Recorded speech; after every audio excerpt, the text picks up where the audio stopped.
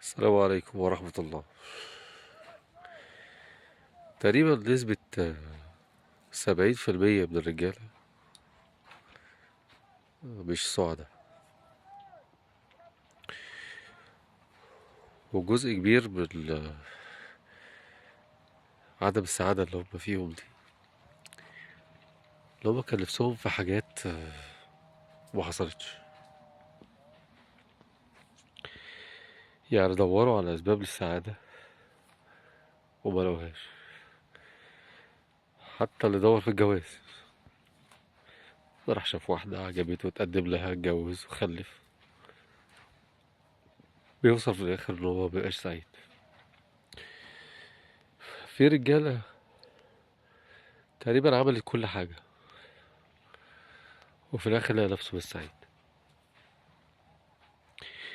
لقى نفسه واحد بيأدي مهام وخلاص، مكلف بحاجات المفروض يعملها لصالح ناس تانية مش لصالحه. يعني الراجل ما بيشتغلش لنفسه، الراجل بيشتغل لغيره،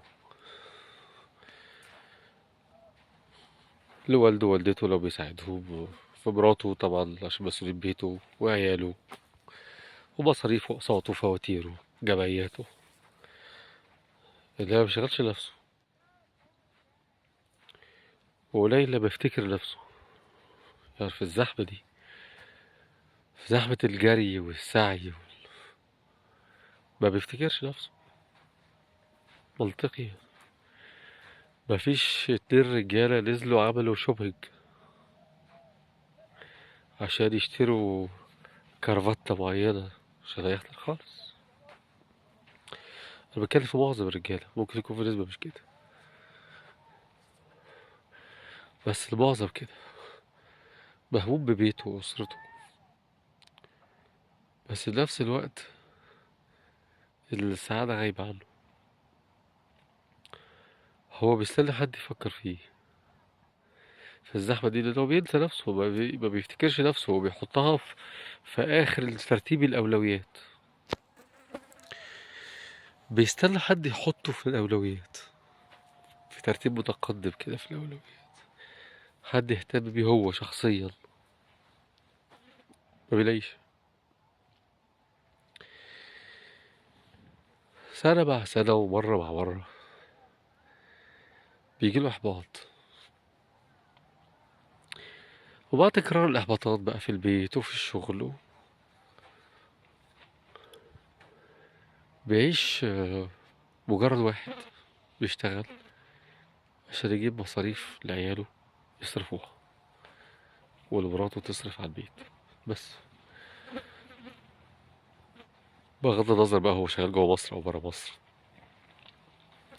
هنا أشك، يعني عندي إحساس إن المغترب موضوعه أكبر شوية كمان، مش مش سهل زي اللي هنا.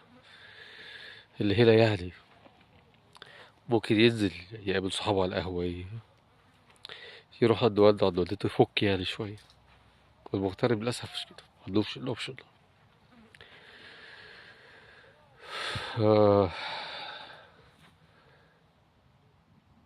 قلة السعادة اللي فيها رجالة مش عارف هي سببها نمط الحياة أساسا. يعني هو نمط حياتنا بيخلق راجل في الآخر مش سعيد، ولا هو اللي اختار ده بمحض إرادته. أنا ما برجحش الفكرة التانية دي، لأ.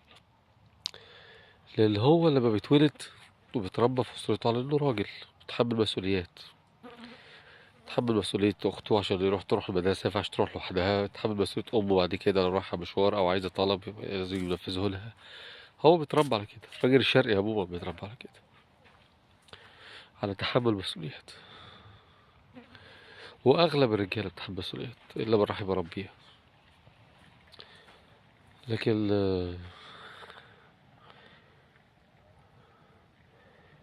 الظروف لما بتعكسه، هو كان بيبقى نفسه في حاجات تانية كتير.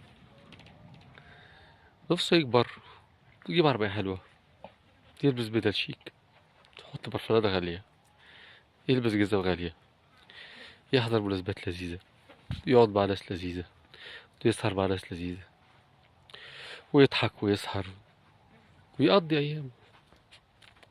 للأسف ولا حاجة من دي بتحصل. يمكن حتى لو في ناحية معينة كان هو فيها بيغير فيها عن نفسه أو بينفس فيها عن روحه، في الظروف الحالية دي ممكن تكون اتقفلت، مبقتش موجودة. أنا بكلمكوا دوت لأن شايف حواليا مع الظروف والضغوط رجالة فقدت مساعيها. يعني ايه فقدت مساعيها؟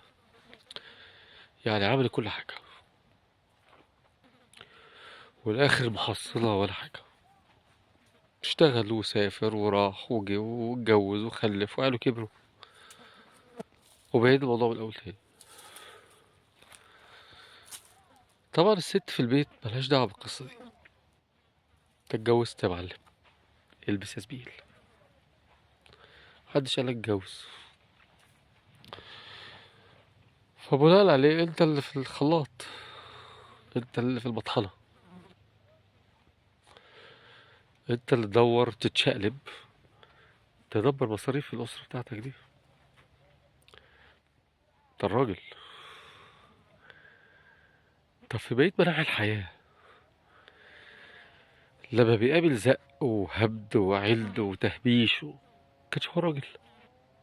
يعني هو الراجل بس لما بيكون عنده تكليف معين ومأثر فيه، في النواحي التانية لأ. مش عارف، بس بجد عندي إحساس إن الرجالة مظلومين الأيام دي كتير. السلام عليكم.